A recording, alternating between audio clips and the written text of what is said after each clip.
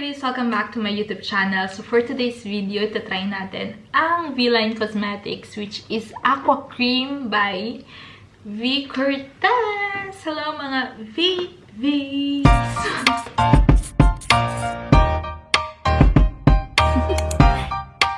Do you wanna know? So, tatlo yung pinabili ko sa Pinas and ngayon ay ako ay wala sa Pinas. So, medyo nahirapan tayo na makuha sila. So, buti na lang umuwi si na mama and nagpabili tayo. I'm from Italy and ito ang ating mga shades.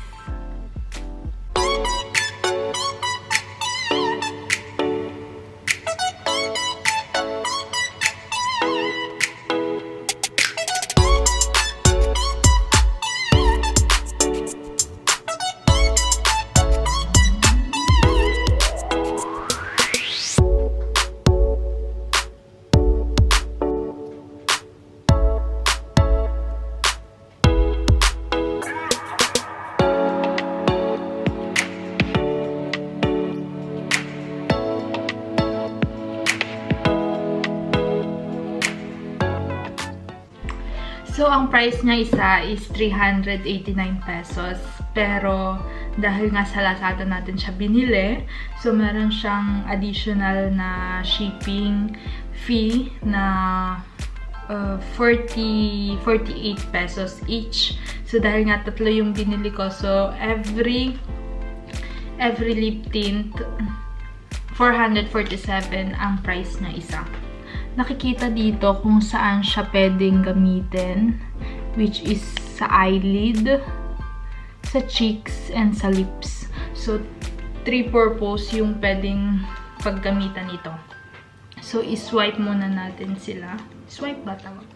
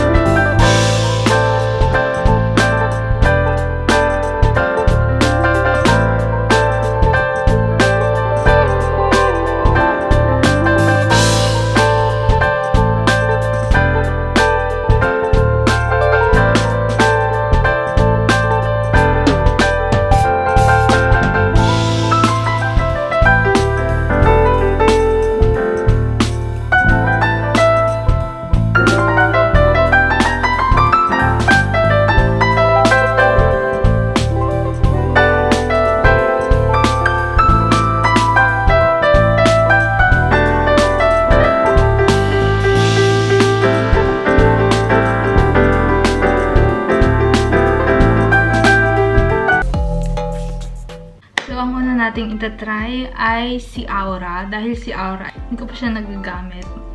Never. So, first time natin siyang itatry ngayon.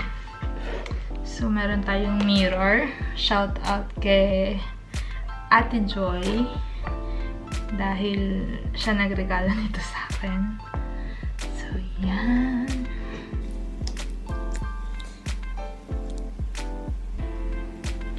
So, mararamdaman mo dito yung pagka-watery niya and pagka-cream talaga. So, Aqua Cream. So, konti lang yung nilagay ko. And mas prefer ko na i-dampi-dampiin siya.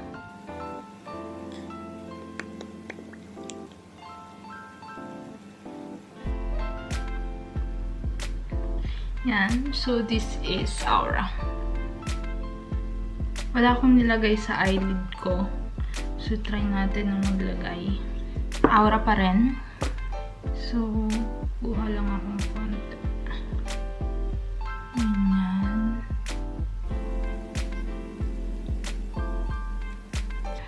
So, pag nagmamadali kayo, diba? Dampi-dampi lang. And as you can see, kitang-kita siya. Pwedeng tayo sa kabila.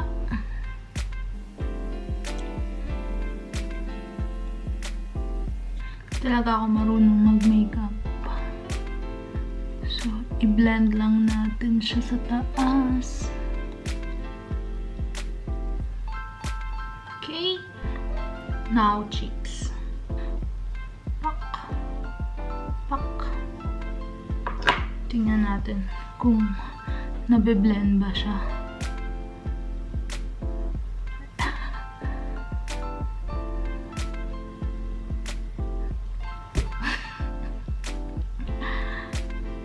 Super pigmented. Pero nabe-blend naman. Nababawasan naman siya, guys. So, this is it. Ta-da!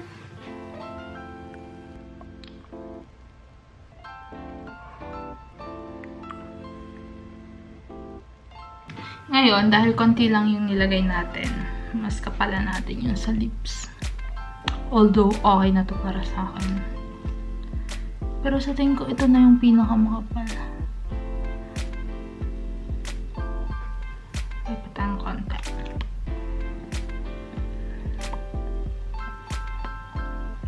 Yan. So, mas dark siya, no? So, mas kitang-kita na yung pagka-color niya.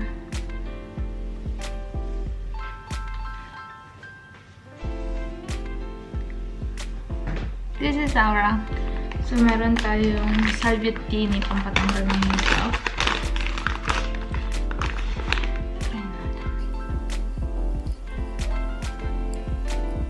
So, ang next naman natin ito-try ay si Sashna. So, the red one. The bloody one.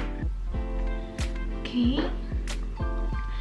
So, si Sashna ay palaban. And kung makikita nyo, konting-konti lang lalagay ko. Tak, tak, tak. Ganyan muna.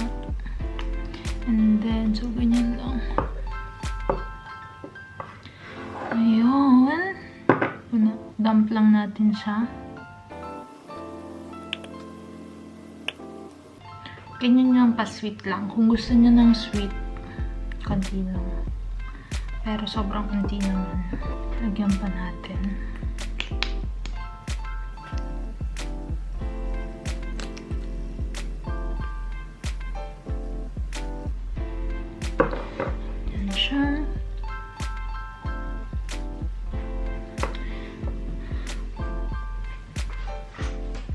Sashna.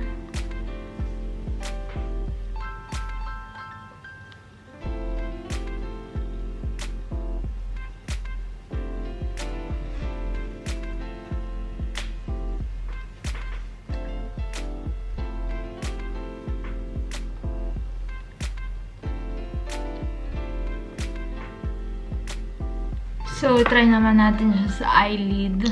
Kuha din tayong konti. So, parang pang dito na to eh.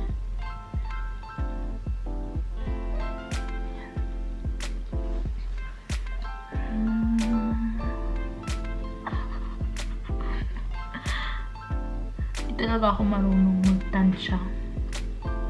So, it's so red. Sobrang pigmented, guys. Nasaan pa ba to? Ito pa eh. Ito na to. Ito pa eh. Sobrang konti na ang nilagay ko.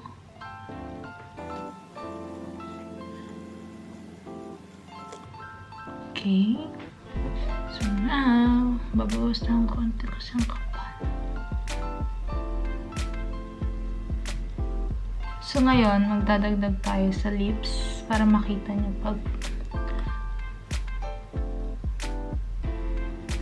pag lahat.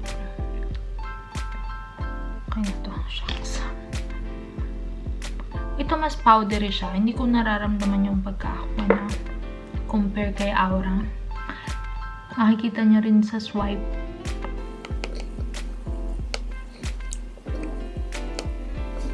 Full coverage.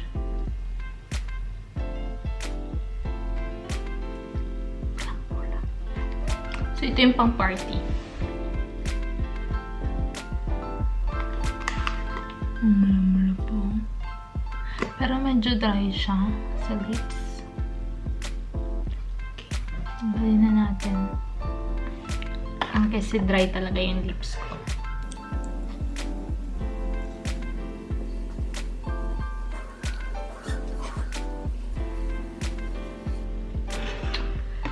Okay, so patuyuin lang natin saglit. So wala na. As you can see, wala na akong makeup. And para sa ating last, try natin si Michelle D. Which is, ito yung on-the-go kong lipstick, lip tint. Nahapdi na yung labi ko, sobrang diig kasi. So, this is my favorite kasi ito yung medyo simple lang and super casual and bagay sa lahat. So, let's try. Konti muna ulit. Ewan ko ba bakit nagkakaganto to. So, nakikita nyo na. Nagamit ko na kasi siya ilang beses. Mag-focus. Anyways, sige, maglagay na lang tayo.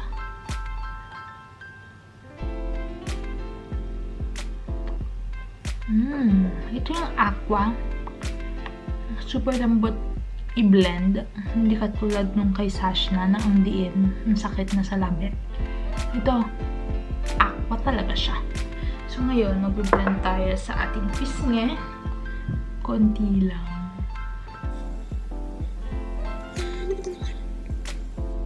Sa camera na ako nag-like.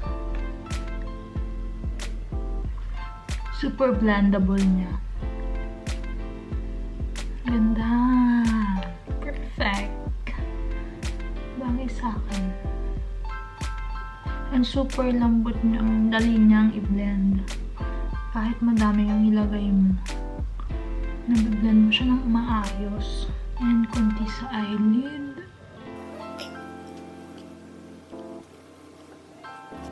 Okay. So, this is Michelle T. Super light lang niya, guys. And madali niyang gamitin. Malambot siya. Compare talaga kay Sashna. Kasi ito parang powdery na siya eh. Cream na cream. Pero ito, aqua. Tsaka si Aura. So, this, dahil bago. Siguro dahil bago. So, hindi pa siya masyadong nagbe-blend ng ayos. I don't know. But ngayon, kakapalan na natin si Michelle D. Pero usually, ganyan lang ako mag-lipstick. So, tatagal talaga yung product. Ulala. Kita niyo ba yun? Super smooth. Pasensya na sa labi kung dry. Pero nakaka-dry din yung kay Sashna. Lambot niya oh. Hindi siya mahirap i-blend. Hindi katulad nung kay Sashna. Parang may galit kay Sashna. So this is Michelle D na full coverage sa lips. So guys, thank you for watching and sana nakatulong sa inyo kung ano ang mapipili nyo sa bawat mga shades and bawat mga pag-try natin ng mga lip tint ng V-Line. So, ito lahat yung mga pinili natin. And of course, nasa first place natin ay si Michelle D. Siya nga ang bestseller sa 5 and nire-recommend ko din sila sa inyo dahil maganda talaga siya. Ewan ko bakit ganun yung formula nung kay Michelle D. Kasi nung ginanon ko siya, nung iniswipe ko ng labi lang, super lambot at sobrang gaan. Hindi pa siya yung natutuyo talaga. So, madali siyang i-blend and super casual ng color niya. Thank you for watching and see you on my next vlog. Bye!